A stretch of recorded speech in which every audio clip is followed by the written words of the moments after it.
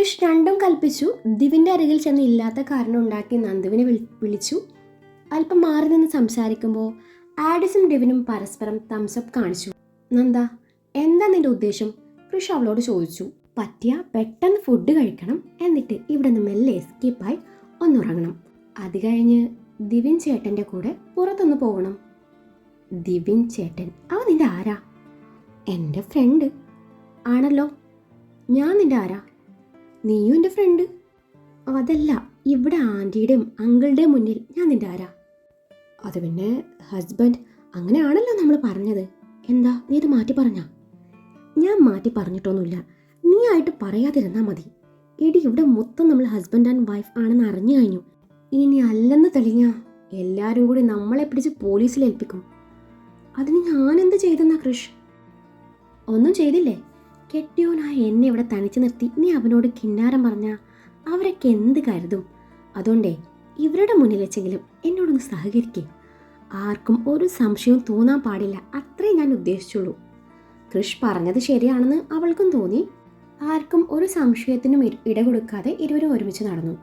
Food കഴിഞ്ഞ് കൃഷ് മുകളിലോട്ട് പോവാൻ നേരാണ് ദിവിൻ്റെ കൂടെ ഷോപ്പിങ്ങിന് പോകാൻ ഒരുങ്ങുന്ന നന്ദുവിനെ കാണുന്നത്. അവൻ്റെ കൂടെ അവളെ പറഞ്ഞു വിടാൻ കൃഷ് ഒരുക്കല്ലായിരുന്നു. ഡാഡിയും മമ്മിയും കൂടെ തറവാട്ടിലേക്ക് പോവാൻ വിളിച്ചപ്പോൾ കൃഷ്ണന് നല്ല സുഖമില്ലെന്നും അവൻ്റെ കൂടെ ഹോസ്പിറ്റലിൽ പോകണമെന്നും കള്ളം പറഞ്ഞ് താൻ വന്നതാണെന്ന് ആഡിസ് നേരെ സംസാരത്തിനിടയിൽ പറഞ്ഞിരുന്നത് കൃഷ് ഓർത്തെടുത്തു. കൃഷിൻ്റെ കുരുട്ട് ബുദ്ധി പ്രവർത്തിച്ചു. എടാ ആഡി, നിന്റെ ഡാഡി ഇപ്പം എന്നെ ഫോണിലേക്ക് വിളിച്ചിരുന്നു. നിന്റെ വല്യപ്പച്ചന് എന്തോ സുഖമില്ലെന്ന്, അല്പം സീരിയസ് ആണെന്ന് അറിഞ്ഞത്. നീ പെട്ടെന്ന് ചെല്ലണമെന്നാ ഡാഡി പറഞ്ഞേ. നിന്റെ ഫോണിലേക്ക് വിളിച്ചിട്ട് കിട്ടുന്നില്ലെന്ന്. കൃഷ് പറഞ്ഞത് കേട്ട് ആഡിസ് തൻ്റെ ഫോൺ എടുത്ത് നോക്കിയപ്പോൾ റേഞ്ച് പ്രശ്നമൊന്നുമില്ല. ഡാഡി വിളിച്ചിട്ട് പോവാതെ പറ്റില്ലല്ലോ എന്ന് കരുതി ആഡിസ് തൻ്റെ വണ്ടി കയറി ദിവിനെ ഒന്ന് നോക്കി. എടാ, നീ വരുന്നില്ലേ? ഞാൻ നിന്നെ വീട്ടിലിറക്കിയേക്കാം, ആഡിസ് പറഞ്ഞു. അപ്പോൾ നന്ദുവിൻ്റെ കൂടെ ഷോപ്പിങ്ങിന് പോകണ്ടേ? അതിന് നീ വണ്ടി എടുത്തായിരുന്നോ? കൃഷ് ചോദിച്ചു. ഇല്ല, നിന്റെ വണ്ടി ഉണ്ടല്ലോ, അതിൽ പോയിക്കോളാന്നേ ദിവിൻ പറഞ്ഞു. അതിലേ പെട്രോൾ കുറവാ, പമ്പ് വരെയൊന്നും എത്തില്ല. നേരത്തെ ഞങ്ങൾ പോയപ്പോൾ പെട്രോൾ ഒഴിക്കാൻ മറന്നു, കൃഷ് മുടക്കം പറഞ്ഞു. ദിവിൻ ചേട്ടാ, എന്നാ നമുക്ക് ഇനിയിലേക്ക് പോവാം. ചേട്ടൻ ആഡിസ് ചേട്ടൻ്റെ കൂടെ പോയിക്കോ, നന്ദു പറഞ്ഞു. നാളെ ഇവന് പെട്രോളിന് പകരം കട്ടൻ ചായ ഒഴിച്ച് പമ്പ് വരെ എത്തിക്കുമായിരിക്കും. ഞാൻ പോവാണ്, ദിവിൻ പിറുപിറുത്തു ആഡിസിൻ്റെ വണ്ടി കയറി. നന്ദു, ഞാൻ ഇൻസ്റ്റയിലെ ഒരു മെസ്സേജ് റിക്വസ്റ്റ് അയച്ചിട്ടുണ്ടേ, ഒന്ന് ആക്സെപ്റ്റ് ചെയ്യണേ. എന്നാ ബായ്, നാളെ കാണാം. നന്ദു ഇരുവർക്കും കൈ കാണിച്ചു ബായ് പറഞ്ഞു. എന്നാ പോട്ടട കൃഷേ, ദിവിൻ വല്ലാത്ത ഭാഗത്തെ പറഞ്ഞു. അടുത്ത നിമിഷം ആഡിസിൻ്റെ വണ്ടി അവിടെ നിന്ന് മുന്നോട്ട് നീങ്ങി. അവർ പോയതും നന്ദുവിനെ മൈൻഡ് ചെയ്യാതെ കൃഷ് മുകളിലോട്ട് കയറിപ്പോയി. പതിവ് പോലെ അവൻ അവൻ്റെ മുറിയിൽ മാത്രമായി ഒതുങ്ങി നിന്നപ്പോൾ ഇതൊന്നും തന്നെ ബാധിക്കുന്ന കാര്യമേ അല്ല എന്ന പോലെ നന്ദു അവളുടെ മുറിയിൽ ചെന്ന് നല്ലൊരു ഉറക്കം പാസാക്കി. പിറ്റേന്ന് പതിവ് പോലെ ഇരുവരും കോളേജിലേക്ക് യാത്ര തിരിച്ചു. കോളേജിൽ എത്തുന്നതിന് കുറച്ച് മുന്നെയായി അവളെ ഇറക്കി കൃഷ് വണ്ടിയെടുത്ത് അവിടെ നിന്ന് പോയി. ബ്രേക്ക് ടൈമിൽ ആഡിസും ദിവിനും കൃഷും പതിവ് പോലെ വാഗമര ചുവട്ടിൽ ഇരിക്കുമായിരുന്നു. അന്നേരമാണ് ധ്യാൻ അങ്ങോട്ട് വരുന്നത്. അവൻ്റെ ആ വരവ് കണ്ടാൽ അറിയാം എന്തോ ഗോസിപ്പ് അടിച്ചിറക്കാനുള്ള വരവാണെന്ന്. ധ്യാനിൻ്റെ വരവ് നോക്കിക്കൊണ്ട് ആഡിസ് പറഞ്ഞു. എടാ, നിങ്ങൾ അറിഞ്ഞോ, നമ്മുടെ കോളേജ് കുമാരൻ വിരാജിന് ആദ്യമായി ഒരു പെണ്ണിനോട് പ്രേമം. പെണ്ണാരാന്നറിയോ? ലവളിലെ ലവളാണ്, ആ സ്പന്ദന. എടാ, നിങ്ങളുടെ അന്നത്തെ പെർഫോമൻസ് കണ്ടപ്പോൾ ഞാൻ കരുതി നിങ്ങൾ തമ്മിൽ സെറ്റാവുന്നു. പക്ഷെ കൈവിട്ട് പോയി മോനെ, ഇതിപ്പോൾ ഏറെക്കുറെ സെറ്റാവുന്ന മട്ടാണ്. ധ്യാൻ ഇത് ഒറ്റ ശ്വാസത്തിൽ പറഞ്ഞപ്പോൾ 3 പേരുടെ മുഖത്ത് ഞെട്ടൽ മാത്രം. ഓ മൈ സ്പന്ദന, ഞാനിതെങ്ങനെ സഹിക്കും? ഈ വിരാജ് തണ്ടി എൻ്റെ കഞ്ഞി പാറ്റയിട്ടല്ലോ ഈശ്വര. മൊത്തം പെൺപിള്ളേരും അവൻ്റെ പിറകിയാ, എന്നിട്ട് അവൻ അവളെ മാത്രമേ കണ്ടുള്ളൂ. ദിവിൻ നെഞ്ചത്ത് കൈവച്ചുകൊണ്ട് പറഞ്ഞു. ഒന്നും മിണ്ടാതിരിക്കട തെണ്ടി, നിന്നോട് ആരാ ഇത് പറഞ്ഞത്? ദിവിനോട് ദേഷ്യപ്പെട്ട ശേഷം ധ്യാനു നേരെ തിരിഞ്ഞുകൊണ്ട് കൃഷ് ചോദിച്ചു. കഴിഞ്ഞ 2 ആഴ്ചയായി ദിവസവും 3 നേരം ഈ വിരാജെ ഫസ്റ്റ് ഇയർ ക്ലാസ്സിൽ ചെല്ലുന്നു. സ്പന്ദന ഇരിക്കുന്ന 3ാമത്തെ ബെഞ്ചിലെ ഡെസ്കിലിരുന്ന് ഒരുപാട് നേരം അവളോട് സംസാരിക്കുന്നു. ഇതിന് മാത്രം എന്താണ് അവൻ അവളോട് സംസാരിക്കാനുള്ളത്? ലാസ്റ്റ് ബെഞ്ചിൽ ഇരുന്നുകൊണ്ടിരുന്ന സ്പന്ദന എന്തിന് മിഡിൽ ബെഞ്ചിലേക്ക് മാറിയിരുന്നു? എല്ലാത്തിനുള്ള ഉത്തരം ഇതാണ്. സ്പന്ദന വിരാജിനെ പ്രണയിക്കുന്നു. വരാന്തയിൽ കൂടി വിരാജ് പോകുമ്പോൾ കണ്ണുകൾ കൊണ്ട് ഇരുവർക്കും പ്രണയം കൈമാറാൻ മിഡിൽ ബെഞ്ച് ബെസ്റ്റാണ്. ധ്യാൻ, നീ ചുമ്മാ ഓരോന്ന് ഉണ്ടാക്കി പറയല്ലേ. കൃഷ് അത് പറയുമ്പോൾ അവൻ്റെ സ്വരവ്യത്യാസം ദിവിനും ആഡിസും ശ്രദ്ധിച്ചു. ഞാൻ ഉണ്ടാക്കി പറയുന്നതോ? നീ വേണമെങ്കിലേ പോയി നോക്ക്.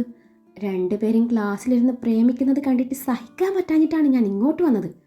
നമ്മളെ ഒന്നും ഒരു പട്ടി പോലും തിരിഞ്ഞു നോക്കുന്നില്ലല്ലോ ഡാഡി, ഞാൻ പ്രത്യേക ഗണത്തി പറഞ്ഞു. എന്നെയല്ല നിന്നെ, ഞാൻ വേണ്ടെന്ന് വെച്ചിട്ടാ, ആഡിസ് പുച്ഛിച്ചുകൊണ്ട് പറഞ്ഞപ്പോൾ ധ്യാൻ അവനെ കൂർപ്പിച്ചു നോക്കി. അതൊക്കെ പോട്ടെ, ഇനി എന്തൊക്കെ പറഞ്ഞാലും സ്പന്ദന വിരാജിനുള്ളതാ. ഞാൻ പോണു. ഇനിയിപ്പോൾ 2-3 ക്ലാസ്സിൽ കൂടി കയറി അവരോട് ഈ ന്യൂസ് പറഞ്ഞിട്ട് വേണം എനിക്ക് ക്ലാസ്സിൽ കയറാൻ. അതും പറഞ്ഞു ധ്യാൻ അവിടെ നിന്ന് പോയി. ഇനിയിപ്പോൾ ഈ ന്യൂസ് കോളേജ് മുഴുവനും കാട്ടുതീ പോലെ പടരും, ആഡിസ് യാന്ത്രികമായി പറഞ്ഞു പോയി. എടാ, നമുക്കൊന്ന് നോക്കിയിട്ട് വന്നാലോ, സത്യമാണോന്ന് അറിയാലോ. ആഡിസ് അത് പറഞ്ഞപ്പോൾ ഞാനൊന്നും ഇല്ലെന്ന് പറഞ്ഞ് ക്രിഷ് ജാടയിട്ട് നിന്നു. എന്നാലും ഒരുമിച്ച് താമസിക്കുന്ന നിന്നോട് അവൾ ഇക്കാര്യം പറഞ്ഞില്ലല്ലോ, അത് വളരെ മോശമായിപ്പോയി. ഒന്നുമില്ലേലും നീ അവളുടെ ഗാർഡിയനല്ലായിരുന്നോ? ദിവിൻ എരുതിയിൽ പെട്രോൾ ഒഴിച്ചു. ക്രിഷിന്റെ മുഖഭാവം കണ്ട് ദിവിന് ചിരിയും വിഷമവും തോന്നി. ഈ വാടാ, നമുക്ക് നോക്കിയിട്ട് വരാം എന്നും പറഞ്ഞ് ദിവിൻ ആഡിസിന്റെ കൂടെ ഫസ്റ്റ് ഇയർ BBA ലക്ഷ്യം വെച്ച് നടന്നു. ഒന്നും അറിയാത്ത പോലെ ദിവിനും ആഡിസും ഫസ്റ്റ് ഇയർ BBAയുടെ വരാന്തയിലൂടെ നടന്നു നീങ്ങുമ്പോൾ അവരും കണ്ടിരുന്നു മിഡിൽ ബെഞ്ചിന്റെ അറ്റത്തിരിക്കുന്ന നന്ദുവിന്റെ നേരെ മുന്നിലെ ഡെസ്കിന്റെ മണ്ടയിലിരുന്ന് നന്ദുവിന്റെ മുഖത്ത് നോക്കി ഓരോന്ന് ചോദിക്കുന്ന വിരാജ്. നന്ദ തലയും താത്തി തുറന്നു പിടിച്ച ബുക്കിൽ നോക്കിയിരിക്കുന്നുണ്ട്. ഇടയ്ക്കിടെ അവൻ്റെ മുഖത്തേക്ക് നോക്കി ഓരോന്ന് പറയുന്നുണ്ട്. ധ്യാൻ പറഞ്ഞത് ശരിയാണെന്ന് മനസ്സിലായ ദിവ്യയും ആഡിസും നീളം വരാന്തയിൽ കൂടി കുറച്ച് മുന്നോട്ട് നടന്നു. ശേഷം പിന്തിരിഞ്ഞ് നടക്കുമ്പോൾ വീണ്ടും ഇണക്കുരുവികളിലേക്ക് കണ്ണോടിച്ചു. അപ്പോഴും ചെയർമാൻ ഡെസ്ക്മാനായി അവളുടെ ചോര ഊറ്റുന്നുണ്ട്. അവൻ്റെയൊക്കെ ഒരു യോഗം. അതിന് മാത്രം അവൻ എന്താവും അവളോട് പറയുന്നത്? ദിവ്യൻ ആഡിസിനോട് ചോദിച്ചു പോയി. തങ്ങളുടെ പ്ലാനിൽ മണ്ണ് വാരിയിട്ട വിരാജിനെ പ്രാഗിക്കൊണ്ട് 3ാമത്തെ നിലയിൽ നിന്നും ആഡിസും ദിവനും സ്റ്റെയർ ഇറങ്ങാൻ നേരാണ് സ്റ്റെയർ കയറി മുകളിലോട്ട് കയറി വരുന്ന കൃഷിനെ കാണുന്നത്. നീ വരെന്തില്ലെന്ന് പറഞ്ഞിട്ട് ആഡിസ് ചിരി കടിച്ചു പിടിച്ചോണ്ട് ചോദിച്ചു. അതിന് ആര് വന്നു? ഞാൻ നമ്മുടെ മാത്യു സാറിനെ കാണാൻ വന്നതാ. മാച്ചിൻ്റെ കാര്യം സംസാരിക്കണം, പറ്റിയ പ്രാക്ടീസ് ഈ ആഴ്ച തന്നെ തുടങ്ങാനും പറയണം. പിന്നെ നമ്മുടെ മാഗസിൻ്റെ പ്രകാശനം അടുത്ത ആഴ്ച നടക്കല്ലേ, അതുകൂടെ സംസാരിക്കണം. നിങ്ങൾ ചെല്ല്, ഞാൻ വന്നോളാം എന്നും പറഞ്ഞ് കൃഷ് മുകളിലോട്ട് കയറിപ്പോയപ്പോൾ മറ്റേ 2 പേര് താഴേക്ക് ഇറങ്ങി. രണ്ടും പോയെന്ന് ഉറപ്പുവരുത്തി കൃഷ് ഒന്നും അറിയാത്ത പോലെ വലത്തേ സൈഡിലെ വരാന്തയിലൂടെ നടന്നു നീങ്ങുന്നത് സ്റ്റെയറിൻ്റെ ഭാഗത്ത് നിന്നും ദിവനും ആഡിസും ഒളിഞ്ഞു നോക്കി. ഫസ്റ്റ് ഇയർ BBAക്ക് മുന്നിലെത്തിയതും അവിടുത്തെ വരാന്തയിൽ നിന്നുകൊണ്ട് മനഃപൂർവ്വം ആരെയൊക്കെ പിടിച്ചു നിർത്തി സംസാരിക്കുന്ന കൃഷിനെ കണ്ട് 2 മുഖത്തോട് മുഖം നോക്കി. കൃഷിൻ്റെ കണ്ണുകൾ ഇടയ്ക്കിടെ ജനലിന് നേരെ നീളുന്നതും മുഖഭാവം മാറുന്നതും ദിവനും ആഡിസും നോക്കി നിന്നു. ദേഷ്യത്തോടെ സ്റ്റെയർ ഇറങ്ങാൻ ഒരുങ്ങുന്ന കൃഷിന് മുന്നിലേക്ക് ദിവനും ആഡിസും പെട്ടെന്ന് പ്രത്യക്ഷപ്പെട്ടപ്പോൾ കൃഷ് ചെറുതായി പതറി. പതർച്ച മറച്ചു പിടിച്ചു. അവൻ അവരെ ശ്രദ്ധിക്കാതെ സ്റ്റെയർ ഇറങ്ങി തുടങ്ങി. ക്ലാസ്സിൽ മൂഡ് ഓഫായിരിക്കുന്ന കൃഷിന് അരികെ വന്നിരുന്ന ദിവനും ആഡിസും ഓരോന്ന് സംസാരിക്കാൻ തുടങ്ങി. എടാ ആഡി, നമ്മുടെ ഡിപ്പാർട്ട്മെന്റ് ഇടത്തോട്ടാണോ അതോ വലത്തോട്ടോ? ഇടത്തോട്ട്, ആഡിസ് പറഞ്ഞു. എന്താണ് ഡിവി? അല്ല, ചിലർ വഴിമാറിപ്പോയതുകൊണ്ട് ചോദിച്ചതാ. എന്തായാലും 2 പേരും നല്ല മാച്ചാ അല്ലേ? അല്ലേലും വിരാജ് ഇഷ്ടമാണെന്ന് പറഞ്ഞാൽ ഏതേലും പെണ്ണ് നോ പറയൂ. ഇനി നന്ദു വിരാജിന് സ്വന്തം. എന്നാലും അവരെന്തായിരിക്കും ഇതിന് മാത്രം സംസാരിക്കുന്നത്? ഇവന് കണ്ടന്റ് ക്ഷാമൊന്നുമില്ലേ? വിവാഹം, കുടുംബം, കുട്ടികൾ, അതൊക്കെ ആയിരിക്കും. കൃഷിനെ പാളി നോക്കി ആഡിസ് ദിവനോട് പറഞ്ഞു. ഇനിയിപ്പോൾ നന്ദു താമസം മാറിയിരിക്കും അല്ലേ ഡാഡി? മാറണ്ടേ? ഇല്ലേ വിരാജ് എന്ത് കരുതും? ഇനി ചിലപ്പോൾ അവര് ഒരുമിച്ച് താമസിക്കുമായിരിക്കും. ഈ ലിവിങ് ടുഗദർ. ആഡിസ് ചിരി കടിച്ചു പിടിച്ചാണ് പറയുന്നത്. ദിവനും ആഡിസും സംസാരിക്കുന്നത് ഇഷ്ടപ്പെടാത്ത മട്ടിൽ കൃഷ് ക്ലാസ്സിൽ നിന്നും ഇറങ്ങിപ്പോയി. കഴിച്ചിട്ട് ഇറക്കാനും വയ്യ, മതിരിച്ചിട്ട് തുപ്പാനും വയ്യ. ആ അവസ്ഥയിലവൻ. ആ പെണ്ണിന് അവന് വേണ്ടേ എന്ന് ചോദിച്ചാൽ വേണം, വേണോ എന്ന് ചോദിച്ചാൽ വേണ്ടതാനും. അവനെ സ്നേഹിക്കാൻ പറ്റില്ല, എന്നാൽ മറ്റൊരാൾ അവളെ സ്നേഹിക്കുന്നു എന്നറിയുമ്പോൾ അവനെ ഒരു വീർപ്പ് മുട്ടൽ പോലെ. ഇതിനൊക്കെ അർത്ഥം എന്താ? ദിവിൻ്റെ ചോദ്യം കേട്ട് ആഡിസ് തിരിച്ചു ചോദിച്ചു. ഒരു വശത്ത് അവൻ്റെ ഉള്ളിൽ എവിടെയോ നന്ദുണ്ട്, മറുവശത്ത് മുല്ല തന്നെ തേച്ചു എന്നൊരു തോന്നൽ അവനില്ലാതില്ല. അവൾക്ക് പണ്ടെങ്ങോ കൊടുത്ത വാക്ക് തെറ്റിക്കാൻ ഒരു വിഷമവും. അതുകൊണ്ട് ജീവിതകാലം മുഴുവൻ അവനിത് തുടരും. ഇതിപ്പോൾ വിരാജ് അതിനിടയിൽ വന്നില്ലായിരുന്നെങ്കിലേ ഞാൻ നമ്മുടെ നെക്സ്റ്റ് പ്ലാൻ ഇന്ന് പൊട്ടിക്കാനിരുന്നതാ. സംഭവബഹുലമായ ആ ഫോൺ കോൾ. 1 വർഷത്തിനു ശേഷം കൃഷിനെ തേടിയുള്ള മുല്ലയുടെ കോൾ. വെറും കോളല്ല, തേപ്പ് കോൾ. അതോടെ കൃഷ് മുല്ല ചാപ്റ്റർ ക്ലോസ്. പിന്നെ നന്ദ കൃഷ് പ്രണയകാലം. അതെ, ഡയലോഗ് വരെ ഞാൻ എഴുതി കഴിഞ്ഞതായിരുന്നു. അതിനിടയിലാണ് വിരാജ് കയറി ഗോളടിച്ചത്. ദിവൻ പറഞ്ഞതൊക്കെ കേട്ട് ആഡിസ് ഇനി എന്ത് ചെയ്യും എന്ന പോലെ ചിന്തിച്ചു. നന്ദുവിനെ നേരിട്ട് കണ്ട് കാര്യങ്ങൾ ചോദിക്കാം എന്ന് ആഡിസ് പറഞ്ഞപ്പോൾ ദിവനും അത് ശരിയാണെന്ന് തോന്നി. വൈകുന്നേരം ക്രിഷ് പാർക്കിംഗ് ഏരിയയിലേക്ക് നടന്നുകൊണ്ട് നന്ദുവിനെ കോൾ ചെയ്തു. താൻ പാർക്കിംഗ് ഏരിയയിൽ വെയിറ്റ് ചെയ്യുന്നുണ്ടെന്നും അങ്ങോട്ട് വന്നാൽ മതിയെന്നും പറഞ്ഞു. മറുത്തൊന്നും പറയാൻ നന്ദുവിനെ സമ്മതിക്കാതെ അവൻ കോൾ അവസാനിപ്പിച്ചപ്പോൾ ഈ കൃഷ്ണന് ഇതെന്ത് പറ്റി, ഓരോ ദിവസവും ഓരോ സ്വഭാവം എന്ന് നന്ദു ചിന്തിച്ചു പോയി. നന്ദു പാർക്കിങ്ങിലേക്ക് നടന്നു. തന്നെ കാത്തു നിൽക്കുന്ന കൃഷ്ണനെ കണ്ട് നന്ദു പതിവ് പോലെ ഡോറും തുറന്നകത്ത് കയറി. അടുത്ത നിമിഷം കൃഷിൻ്റെ വണ്ടി അവിടെ നിന്ന് നീങ്ങി തുടങ്ങി. കൃഷിൻ്റെ കാറിൽ യാത്ര ചെയ്യുന്ന നന്ദുവിനെ പലരും നോക്കുന്നുണ്ടായിരുന്നു. അക്കാര്യം നന്ദുവും കൃഷും ശ്രദ്ധിച്ചു. നീ എൻ്റെ ആരാണെന്ന് ഇവിടെ പലരും ചോദിച്ചെന്ന് വരാം. അന്നേരം എൻ്റെ അമ്മാവൻ്റെ മകളാണെന്ന് പറഞ്ഞാൽ മതി. മൗനത്തെ ഭേദിച്ചുകൊണ്ട് കൃഷ് സംസാരിച്ചു തുടങ്ങി. നന്ദു തലയനക്കി. അല്ലെങ്കിലും ഒഴിഞ്ഞും പാത്തുവിൻ്റെ വണ്ടിയിൽ കയറുന്നത് ആരുടെയെങ്കിലും ശ്രദ്ധയിൽപ്പെട്ട പലരും ഇത് മറ്റൊരു രീതിയിൽ എടുക്കും. അതിനേക്കാൾ നല്ലത് ഇത് തന്നെയാണ്. ഇനിയിപ്പോൾ വിരാജനും ഒരു സംശയം തോന്നാൻ പാടില്ലല്ലോ, കൃഷ് പറഞ്ഞു. ഇവനെന്തിനാ വിരാജിൻ്റെ കാര്യം ഇവിടെ പറയുന്നത്? നന്ദു ചിന്തിച്ചു. ചിന്തയിൽ ആഴ്ന്നിരിക്കുന്ന നന്ദയെ കൃഷ് ശ്രദ്ധിച്ചു. ഇനിയിപ്പോൾ വേണമെങ്കിലേ നമ്മൾ ഒരുമിച്ച് താമസിക്കുന്ന കാര്യം ഞാൻ വിരാജിനോട് പറഞ്ഞേക്കാം. അതെന്തിനാ കൃഷ് ആ ചേട്ടനോട് നമ്മുടെ കാര്യം പറയുന്നത്? കൃഷ് വിരാജിനെ കുറിച്ച് പറയുന്നത് കേട്ട് നന്ദുവിന് ചോദിക്കാതിരിക്കാനായില്ല. കൃഷ് ചെറുതായി ഒന്ന് എറിഞ്ഞു നോക്കിയതായിരുന്നു. അത് പിന്നെ നിങ്ങൾ തമ്മിൽ റിലേഷനിലാവുമ്പോൾ എൻ്റെ പേരും പറഞ്ഞൊരു ഇഷ്യൂ ഉണ്ടാവാൻ പാടില്ലല്ലോ, കൃഷ് അവളെ പാളി നോക്കിക്കൊണ്ട് പറഞ്ഞു. ഞങ്ങൾ തമ്മിൽ റിലേഷനിലാണെന്ന് കൃഷിനോട് ആരാ പറഞ്ഞേ? കൃഷ് പറഞ്ഞത് വിശ്വസിക്കാനാവാതെ നന്ദു ചോദിച്ചു. അത് പിന്നെ ആരെങ്കിലും പറയണോ? കോളേജ് മൊത്തം പാട്ടാണല്ലോ. ദിവസവും 3 നേരം നിന്റെ അരികിൽ വന്ന് ഒപ്പുവെച്ചില്ലേ അവന് ഉറക്കം വരില്ലത്രേ. നിങ്ങൾ എന്നും ഒരുപാട് നേരം സംസാരിക്കുന്നുണ്ടെന്നും നിങ്ങൾ രണ്ടുപേരും പ്രണയത്തിലാണെന്നാണ് പലരും പറയുന്നത്. അയ്യോ, അപ്പോൾ ഇത് കോളേജ് മുഴുവൻ പറഞ്ഞു. ആ ചേട്ടൻ എന്നോട് വന്ന് സംസാരിക്കുന്നു എന്നത് സത്യമാണ്. പക്ഷെ എന്നോട് ഇഷ്ടമാണെന്നോ ആ രീതിയിലോ സംസാരിച്ചിട്ടൊന്നുമില്ല. പിന്നെ ഇത്രയും നാൾ 3 നേരം അവന് നിന്നോട് എന്താ പറഞ്ഞത്? നിങ്ങൾ രണ്ടുപേരും അന്താക്ഷരി കളിച്ചതാ? കൃഷിൻ്റെ പറച്ചിൽ കേട്ട് അവൾ അവനെ കൂർപ്പിച്ച് നോക്കി. അത് പിന്നെ ഓരോ കഥകൾ പറയും. കോളേജ് രാഷ്ട്രീയത്തെക്കുറിച്ച് സംസാരിക്കും. എന്നെ ആ ചേട്ടൻ അവരുടെ പാർട്ടിയിലേക്ക് ഇൻവൈറ്റ് ചെയ്തിട്ടുണ്ട്. അപ്പോൾ നിങ്ങൾ തമ്മിൽ ഒന്നും ഇല്ല എന്നാണോ നീ പറഞ്ഞു വരുന്നത്? ഇല്ലെന്ന് എനിക്കിതുവരെ ഒന്നും തോന്നിയിട്ടില്ല. ഇനിയിപ്പോൾ ആ ചേട്ടൻ്റെ മനസ്സിൽ എന്തെങ്കിലും ഉണ്ടോയെന്നേ എനിക്കറിയില്ല. ഞങ്ങളുടെ ക്ലാസ്സിൽ പലരും എന്നെ വിരാജ് ചേട്ടൻ്റെ പേരും പറഞ്ഞ് കളിയാക്കി തുടങ്ങിയിട്ടുണ്ട്. നന്ദു അത് പറയുമ്പോൾ അവളുടെ മുഖത്ത് ഭാവവ്യത്യാസം ഇല്ലെന്ന് കണ്ടതും കൃഷിൻ്റെ ഹൃദയത്തിൽ തണുപ്പ് പടർന്നു. എങ്കിൽ പിന്നെ നിനക്ക് അവനോട് തുറന്നു പറഞ്ഞൂടെ, ഇങ്ങനെ എന്നും വന്ന് എന്നെ ഡിസ്റ്റർബ് ചെയ്യരുതെന്ന്? എനിക്ക് ആ ചേട്ടൻ ഒരു ഡിസ്റ്റർബായി തോന്നിയിട്ടില്ല കൃഷ്. എന്ത് രസാരോ വിരാജ് ചേട്ടൻ്റെ സംസാരം കേൾക്കാൻ. സമയം പോകുന്നതറിയില്ല. ആ ചിരിയും സൂപ്പറല്ലേ. എങ്കിൽ പിന്നെ അങ്ങ് പ്രേമിച്ചൂടെ? അവളുടെ ആ പറച്ചിൽ ഇഷ്ടപ്പെടാത്ത മട്ടിൽ കൃഷ് പറഞ്ഞു. ഹേ, അത് ശരിയാവില്ല.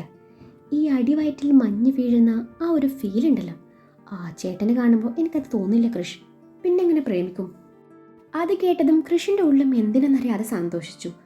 ചുണ്ടിൽ വിരിഞ്ഞ ചിരി കൃഷ് അതിവിദഗ്ധമായി മറച്ചു പിടിച്ചു. വണ്ടി മുന്നോട്ട് നീങ്ങി തുടങ്ങി. കുറച്ചു നിമിഷം ഇരുവരും മൗനം പാലിച്ചു. താനിതൊക്കെ ചോദിച്ചപ്പോൾ അവൾ തന്നെ തെറ്റിദ്ധരിച്ചു കാണുമോ എന്നൊരു തോന്നൽ കൃഷിയിലുണ്ടായി. അതെ, ഞാൻ നിന്നോട് ഇങ്ങനെ ഓരോന്ന് ചോദിച്ചതേ മറ്റൊന്നും കൊണ്ടല്ല. നമ്മൾ ഒരുമിച്ച് താമസിക്കുകയാണ്. നാളെ നിനക്ക് എന്തേലും പറ്റിയാൽ ഞാൻ ഉത്തരം പറയേണ്ടി വരും. അതുകൊണ്ട് നിന്റെ കാര്യത്തിൽ ഞാൻ ഇത്തിരി ഉത്തരവാദിത്യം കാണിച്ചു വരും. അല്ലാതെ എനിക്ക് നിന്നോട് പ്രേമുണ്ടെന്നൊന്നും തെറ്റിദ്ധരിക്കരുത്. ഞാൻ ലോക്കഡാണ്. അതിനിടയിൽ കൃഷ് തൻ്റെ പ്രണയം വെളിപ്പെടുത്തി. ശരിക്കും? എന്തായാലും പറഞ്ഞത് നന്നായി. ഇല്ലേ ഞാൻ കയറി കൃഷിനെ പ്രേമിച്ചേനെ. അല്ല, ആരാ കക്ഷി? നമ്മുടെ കോളേജ് തന്നെയാ അതോ മുറപ്പെണ്ണോ?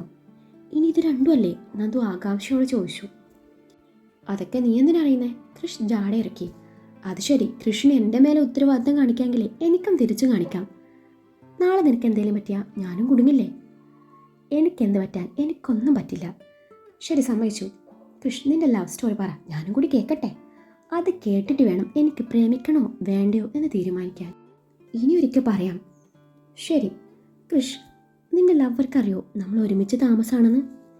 ഇല്ല. അതെന്താ നീ പറയാഞ്ഞത്? അതിന് അവളെന്നെ വിളിച്ചാലല്ലേ പറയാൻ പറ്റുള്ളൂ. അപ്പോൾ നിങ്ങൾ പിണക്കത്തില്ല? അല്ല. പിന്നെ? അവിടെ ഞാൻ ഇതുവരെ കണ്ടിട്ട് പോലില്ല. ഫോണിലൂടെ സംസാരിച്ച് പരിചയം മാത്രമേ ഉള്ളൂ. ഇപ്പോൾ 1 വർഷമായിട്ട് അവളുടെ ഒരു വിവരവും ഇല്ല. അത് പറയുമ്പോൾ അവൻ്റെ സ്വരം ഇടറുന്നത് നന്ദു ശ്രദ്ധിച്ചിരുന്നു. കാര്യങ്ങളുടെ കിടപ്പ് മനസ്സിലാക്കിയ നന്ദു വിഷയം മാറ്റാൻ തുടങ്ങി. കൃഷ്, നീ ഇപ്പോൾ ബിസിയാണോ? നിനക്ക് എൻ്റെ കൂടെ ഷോപ്പിങ്ങിന് വരാൻ പറ്റുമോ? അവൻ്റെ മൂഡ് മാറ്റാൻ വേണ്ടി നന്ദു പറഞ്ഞു. അന്നേരം കൃഷ് സമ്മതിച്ചു. കൃഷ് തൻ്റെ വണ്ടി ടൗണിലെ ഒരു മാളിലേക്ക് തിരിച്ചു. വീട്ടിലേക്ക് വേണ്ട അത്യാവശ്യ സാധനങ്ങളൊക്കെയും ഇരുവരും ഒരുമിച്ച് ചേർന്ന് വാങ്ങിച്ചു. കൃഷ്, ഇനിയും മംഗളിൻ്റെയും ആൻറ്റിയുടെയും വീട്ടിൽ നിന്ന് ഫുഡ് കഴിക്കുന്നത് മോശമാണ്. നമുക്ക് വീട്ടിൽ തന്നെ കുക്ക് ചെയ്താലോ? അതിന് നിനക്ക് ഫുഡ് ഉണ്ടാക്കാൻ അറിയോ? ചെറുതായി അറിയും, പക്ഷെ നീ കൂടി ഹെൽപ്പ് ചെയ്യണം. ഞാനോ? എനിക്കൊന്നും അറിയില്ല, കൃഷ് പറഞ്ഞു. നീ കുക്ക് ചെയ്യണ്ട കൃഷ്, അത് ഞാൻ ചെയ്തോളാം. ഓ, ഇൻസ്ട്രക്ഷൻ തരണം, അതായിരിക്കും അല്ലേ? എന്നാ ഓക്കെ. ഓ പിന്നെ കുക്കിംഗ് അറിയാതെ നീ എന്തോ ഇൻസ്ട്രക്ഷൻ തരും? നീ എൻ്റെ ഹെൽപ്പർ ആയാൽ മതി. എന്ന് വെച്ചാൽ കൃഷ് മുഖം ചുളിച്ചുകൊണ്ട് ചോദിച്ചു. എന്ന് വെച്ചാൽ നീ അരി കഴുകി തരുന്നു, ഞാൻ ചോറുണ്ടാക്കുന്നു. അരി കഴുകി തന്നാൽ പിന്നെ ചോറുണ്ടാക്കുക വലിയ പണിയാണല്ലോ അല്ലേ? നന്ദ് പറഞ്ഞു തുടങ്ങിയപ്പോഴേക്കും കൃഷ് ഇടയിൽ കയറി പറഞ്ഞു. നീ ഒന്ന് മുഴുവൻ കേൾക്ക് കൃഷ്. നീ വെജിറ്റബിൾസ് കട്ട് ചെയ്ത് തരുന്നു, ഞാൻ കറി ഉണ്ടാക്കുന്നു. നീ ദോശമാവ് അരച്ച് തരുന്നു, ഞാൻ ദോശ ചുടുന്നു. നീ ചപ്പാത്തി പൊടി കുഴച്ച് തരുന്നു, ഞാൻ ചപ്പാത്തി പരത്തി അത് ചുട്ടെടുക്കുന്നു. നീ ചിക്കൻ കഴുകി തരുന്നു, ഞാനത് മാരിനേറ്റ് ചെയ്ത് ഫ്രൈ ചെയ്യുന്നു. കിച്ചൺ ഞാൻ ക്ലീൻ ചെയ്തോളാം. ബാക്കിയുള്ള മുറികളൊക്കെയും നമ്മൾ ഒരുമിച്ച് ക്ലീൻ ചെയ്യുന്നു. നിൻ്റെ മുറിയും വാഷ്റൂമും ക്ലീൻ ചെയ്യുക അത് നിൻ്റെ മാത്രം ഡ്യൂട്ടിയാണ്. എൻ്റേത് ഞാൻ ചെയ്തോളാം. നിൻ്റെ ഡ്രസ്സ് നീ വാഷ് ചെയ്തോണം, എൻ്റേത് ഞാൻ ചെയ്യും. എൻ്റെ നന്നായി പറഞ്ഞ ജോലിയൊന്നും എനിക്ക് ചെയ്യാൻ അറിയില്ലെന്ന്. കുഴപ്പമില്ല, ഞാൻ നിനക്ക് ട്രെയിനിങ് തന്നോളാം. ഈ ട്രെയിനിയായി എത്ര കാലം തുടരാൻ പറ്റും? കൃഷ്ണന് സംശയം. കൂടിപ്പോയ 1 മാസം. അതിനുള്ളിൽ പണി പഠിച്ചില്ലേ നിൻ്റെ ഒരു നേരത്തെ ഫുഡ് ഞാൻ കട്ട് ചെയ്യും. എങ്കിൽ പിന്നെ 3 നേരവും ഞാൻ പട്ടിണിയായിരിക്കും. കൃഷ് പിറുപിറുത്തു. നീ വല്ലതും പറഞ്ഞോ കൃഷ്? ഞാൻ പണി പഠിച്ചോളാം എന്ന് പറഞ്ഞതാ. രണ്ടുപേരും പെട്ടെന്ന് തന്നെ കുക്കിങ്ങിന് വേണ്ടി അത്യാവശ്യ സാധനങ്ങളൊക്കെ വാങ്ങിച്ചു. രാത്രിയിലെ ഫുഡ് കഴിച്ചു തിരികെ വീട്ടിലെത്തി. കൊണ്ടുവന്ന സാധനങ്ങളൊക്കെയും ഇരുവരും ഒരുമിച്ച് അറേഞ്ച് ചെയ്ത് വെച്ച ശേഷമാണ് ഇരുവരും മുറിയിലേക്ക് ചെല്ലുന്നതും ഫ്രഷ് ആവുന്നതും. കുളിയും കഴിഞ്ഞു കോമൺ ബാൽക്കണിയിൽ 2 വശങ്ങളിലായി ഇരുവരും പഠിക്കാനെന്ന് പറഞ്ഞിരുന്നുവെങ്കിലും കുറച്ചു കഴിഞ്ഞു ഫോണിൽ കുത്തുന്ന കൃഷിനെയാണ് അവൾ കാണുന്നത്. കൃഷിൻ്റെ ഫോൺ അവൾ പിടിച്ചു വാങ്ങി അവനോട് പഠിക്കാൻ പറഞ്ഞതും അവൻ ആദ്യത്തിനും ദേഷ്യപ്പെട്ടുവെങ്കിലും പിന്നെ അവൻ കൂടുതൽ വഴക്കിന് നിൽക്കാതെ പഠിക്കാൻ തുടങ്ങി. 9 മണിവരെ ഇരുവരും പഠിത്തം തുടർന്നു. അപ്പോഴാണ് കാതറിൻ്റെ വയലിൻ്റെ സ്വരം കേൾക്കുന്നത്. അന്നേരം ഇരുവരും ബുക്കും പൂട്ടി താഴേക്കിറങ്ങി. 11 മണിവരെ അവരുടെ കൂടെ ചെലവഴിച്ചു. ഇരുവരും മുകളിലോട്ട് നടന്നു. ഗുഡ് നൈറ്റും പറഞ്ഞ് ഇരുവരും അവരവരുടെ മുറിയിലേക്ക് നടന്നു. പിറ്റേന്ന് രാവിലെ 6 മണിക്ക് അലാം സെറ്റ് ചെയ്ത് ഇരുവരും എഴുന്നേറ്റ് തങ്ങളുടെ ജോലി ആരംഭിച്ചു. കിച്ചണിലെ കൗണ്ടർ ടോപ്പിന് മേലെ കയറിയിരുന്നു കോഫിയും കുടിച്ചു. നന്ദ് ചെയ്യുന്ന ഓരോ ജോലിയും സസൂക്ഷ്മം വീക്ഷിക്കുക, അതായിരുന്നു അന്നവനുള്ള ഡ്യൂട്ടി. ആഹാ, എന്നും ഇതുപോലെ ആയിരുന്നേ എത്ര നന്നായേനെ. ദോശ ചുടുന്ന നന്ദുവിനെ നോക്കിക്കൊണ്ട് ഒരു നിമിഷം കൃഷ് ആലോചിച്ചു. അടുക്കള ജോലി കഴിഞ്ഞ് ഇരുവരും പെട്ടെന്ന് ഫ്രഷായി റെഡിയായി വന്ന് ഭക്ഷണം കഴിച്ചു. കൊള്ളാം, ഞാൻ വിചാരിച്ച പോലെ ഒന്നുമല്ല, ഇവൾക്ക് നന്നായി ഫുഡ് ഉണ്ടാക്കാൻ അറിയാം. നന്ദുവിൻ്റെ ഫുഡ് ആസ്വദിച്ച് കഴിക്കുന്നതിനിടയിൽ കൃഷ് വിചാരിച്ചു. ഫുഡൊക്കെയും കഴിഞ്ഞ് ഇരുവരും കോളേജിലേക്ക് തിരിച്ചു. അന്നവൻ നന്ദുവിനെ പാതി വഴിയിൽ ഇറക്കാതെ കോളേജ് മുറ്റത്ത് തന്നെ ഇറക്കി. രണ്ടുപേരും ഒരുമിച്ച് കാറിൽ നിന്നും ഇറങ്ങി വരുന്നത് കണ്ടപ്പോൾ പലരുടെയും കണ്ണുകൾ അവരിലേക്ക് നീണ്ടു. ഒപ്പം ദിവിൻ്റെയും ആഡിസിൻ്റെയും ധ്യാനിൻ്റെയും. ധ്യാൻ ഒന്നും മനസ്സിലാവാതെ കണ്ണും തള്ളിയിരിപ്പാണ്. അവനാകെ കൺഫ്യൂഷനായി. അന്ന് ബ്രേക്ക് ടൈമിൽ ദിവിനും ആഡിസും കൃഷ് അറിയാതെ നന്ദുവിനെ കണ്ടു വിരാജിൻ്റെ കാര്യം അന്വേഷിച്ചപ്പോൾ നന്ദു തൻ്റെ മനസ്സിലുള്ളത് തുറന്നു പറഞ്ഞു. എങ്കിലും ലഞ്ച് കഴിഞ്ഞ് അവർ ഒന്നുകൂടെ നന്ദുവിൻ്റെ ക്ലാസ്സിനരികിലൂടെ വെറുതെ നടന്നപ്പോൾ വിരാജ് പതിവ് പോലെ ഒലിപ്പിക്കുന്നുണ്ട്. അതിൽ നിന്നും ഒരു 1 വേ ലവ് അവർക്ക് മണത്തു. പെട്ടെന്ന് കരുക്കൾ നീക്കിയില്ലേ, കാര്യങ്ങൾ കൈവിട്ടു പോകുമെന്ന് കരുതി ദിവിനും ആഡിസും തങ്ങളുടെ പ്ലാനിൻ്റെ അടുത്ത ഘട്ടത്തിലേക്ക് തിരിയാൻ തന്നെ തീരുമാനിച്ചു. ഒരാഴ്ച പെട്ടെന്ന് കഴിഞ്ഞുപോയി. തങ്ങളുടെ ജീവിത രീതിയിൽ വന്ന മാറ്റം കൊണ്ടാവാം കൃഷും നന്ദുവും തമ്മിലുള്ള ഫ്രണ്ട്ഷിപ്പ് കുറച്ചുകൂടെ ഡീപ്പായി. രണ്ടുപേരും ഒരു അണ്ടർസ്റ്റാൻഡിങ്ങിൽ ജോലി ചെയ്യാൻ തീരുമാനിച്ചുവെങ്കിലും പലതും പറഞ്ഞ് കൃഷ് നല്ലോണം ഉഴപ്പുന്നുണ്ട്. അങ്ങനെ ഒരു സൺഡേ ഇരുവരും വീടൊക്കെ ഒന്ന് ഡീപ്പായി ക്ലീൻ ചെയ്ത് ലഞ്ച് പുറത്ത് പോയി കഴിക്കാമെന്ന് തീരുമാനിച്ചു. നന്ദു തൻ്റെ ജോലി ആരംഭിച്ചു. വീടിൻ്റെ ചുവരിലും മുകളിലും ഒക്കെയായി പിടിച്ചിരിക്കുന്ന മാരാലയും പൊടിയും ഒക്കെയായി ക്ലീൻ ചെയ്യുവാണ് നന്ദു ഓരോ മുറിയായി ക്ലീൻ ചെയ്ത് വരുന്നുണ്ട്. കൃഷ് ആണെങ്കിൽ ഇതേ ഇപ്പോൾ വന്നു എന്നും പറഞ്ഞുകൊണ്ട് മൊബൈൽ ഗെയിം കളിക്കാൻ തുടങ്ങിയിട്ട് മണിക്കൂർ 1 ആയി. ഒടുവിൽ സഹിക്കട്ട നന്ദു അവൻ്റെ ഫോൺ പിടിച്ചു വാങ്ങി വെച്ചു. അവനെ കൂർപ്പിച്ചു നോക്കി. കൃഷ്, ഇത് ഭയങ്കര ചീറ്റിംഗ് ആണ്. നീ ഒരു ജോലിയും ചെയ്യാതെ ഇങ്ങനെ ഉഴപ്പി നടന്നാൽ നിന്റെ നാളത്തെ ഫുഡ് മുഴുവൻ ഞാൻ അങ്ങ് കട്ട് ചെയ്യും. അയ്യോ, ചതിക്കല്ല പൊന്നെ. ഇന്നലെ നീ എൻ്റെ 2 ഇഡ്ഡലി കട്ട് ചെയ്തു. വെറും 2 ഇഡ്ഡലി കഴിച്ചാലൊന്നും എൻ്റെ ഈ ബോഡിക്ക് അറിയില്ലെന്ന്. ഞാനിപ്പോൾ എന്താ വേണ്ടേ എന്ന് പറ, ഞാൻ ചെയ്തോളാം. ഇന്നത്തോടെ ഞാൻ നന്നായി. അങ്ങനെ വഴിക്ക് വാ. നീ എന്നെ ഒന്ന് പൊക്കിയേ. നന്ദുവിൻ്റെ പറച്ചിൽ കേട്ട് കൃഷ് കിളി പോയി നിൽക്കുവാണ്. നീ എന്താ കൃഷി ഇങ്ങനെ നോക്കുന്നേ? ദേ ആ കോർണറിലൊക്കെ നല്ല പോലെ മാറാല പിടിച്ച് കിടക്കുക. എനിക്ക് ആ ഭാഗത്തേക്ക് ശരിക്കും എത്തുന്നില്ല, അതുകൊണ്ടാ. നിനക്കെന്നെ പൊക്കാൻ എന്തെങ്കിലും ബുദ്ധിമുട്ടുണ്ടോ കൃഷ്? ഹേയ്, എന്ത് ബുദ്ധിമുട്ട്? ചുള്ളിക്കമ്പായ നിന്നെ പൊക്കാൻ എൻ്റെ ഇത് ഒരു കൈ മതി. നീ സാഹസമൊന്നും കാണിക്കാൻ നിൽക്കണ്ട, മറ്റേതൊക്കെ പൊക്കിയാൽ മതി. എന്നാൽ ശരിയെന്നും പറഞ്ഞ് കൃഷ് അവളെ എടുത്ത് പൊക്കിയതും നന്ദു ഏന്തി വലിഞ്ഞ് വൃത്തിയാക്കാൻ തുടങ്ങി. കൃഷ്, കുറച്ചുകൂടെ പൊക്കാൻ പറ്റുമോ? നന്ദുവിൻ്റെ ചോദ്യം കേട്ട് കൃഷ് അവളെ ഒന്നുകൂടെ ഉയർത്തി. ആ മതി മതി, നന്ദു അതും പറഞ്ഞുകൊണ്ട് തൻ്റെ ജോലി തുടർന്നു. ആ നിമിഷം കൃഷ് തലയൊന്ന് ഉയർത്തിപ്പിടിച്ച് അവളിലോട്ട് നോട്ടം പായിച്ചതേ ഓർമ്മയുള്ളൂ. ചെക്കൻ്റെ കിളി പോയിന്ന് വേണം പറയാൻ. അവളുടെ ടീഷർട്ട് പൊങ്ങി അവളുടെ വെളുത്ത വയറും നാഭിച്ചുഴിയും അവന് മുന്നിൽ അനാവൃതമാണ്. സ്വർണ്ണ നിറത്തിലുള്ള രോമങ്ങൾ അവളുടെ ആ കുഞ്ഞു വയറിൻ്റെ ഭംഗി ഒന്നുകൂടി കൂട്ടുന്നുണ്ടെന്ന് അവന് തോന്നാതിരുന്നില്ല.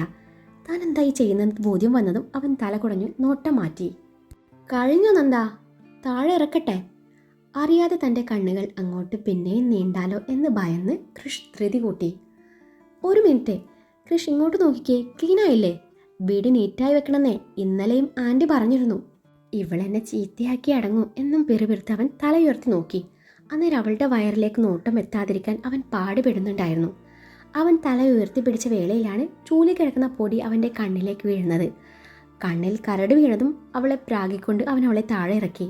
അന്നേരം അവൾ അവൻ്റെ കണ്ണിലെ പൊടി കളയാൻ വേണ്ടി അവൻ്റെ കണ്ണ് തുറന്ന് പിടിച്ച് ഊതിക്കൊടുത്തു.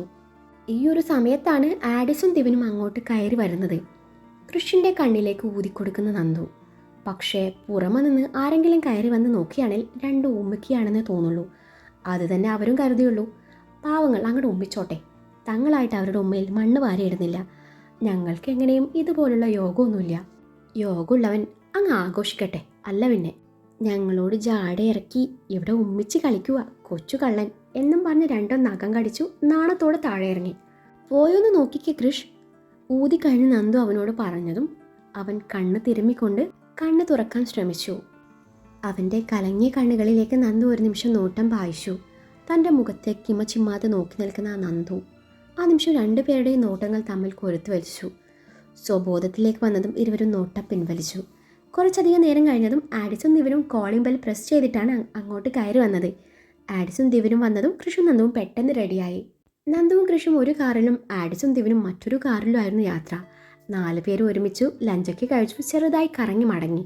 കൃഷും നന്ദുവും തമ്മിലുള്ള ബോണ്ട് കണ്ടതും ദിവനും ആഡിസും ചിലത് തീരുമാനിച്ചിരുന്നു.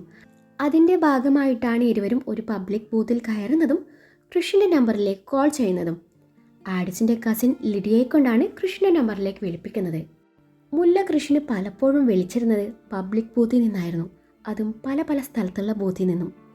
പിന്നെ ഇൻസ്റ്റഗ്രാമിൽ ചാറ്റ് ചെയ്യും, അതായിരുന്നു അവർ തമ്മിലുള്ള ബന്ധം. ഇത്തവണ ദിവിൻ്റെയും ആഡിസിൻ്റെ ഉദ്ദേശം മറ്റെന്തോ ആയിരുന്നു. പുറത്തു പോയി വന്നതും കൃഷ് തൻ്റെ മുറിയിലിരുന്ന് ഫോൺ നോക്കുകയാണ്. അന്നേരം പരിചയമില്ലാത്ത നമ്പറിൽ വന്ന കോൾ കണ്ട് കൃഷ് സംശയത്തോടെ അറ്റൻഡ് ചെയ്തു.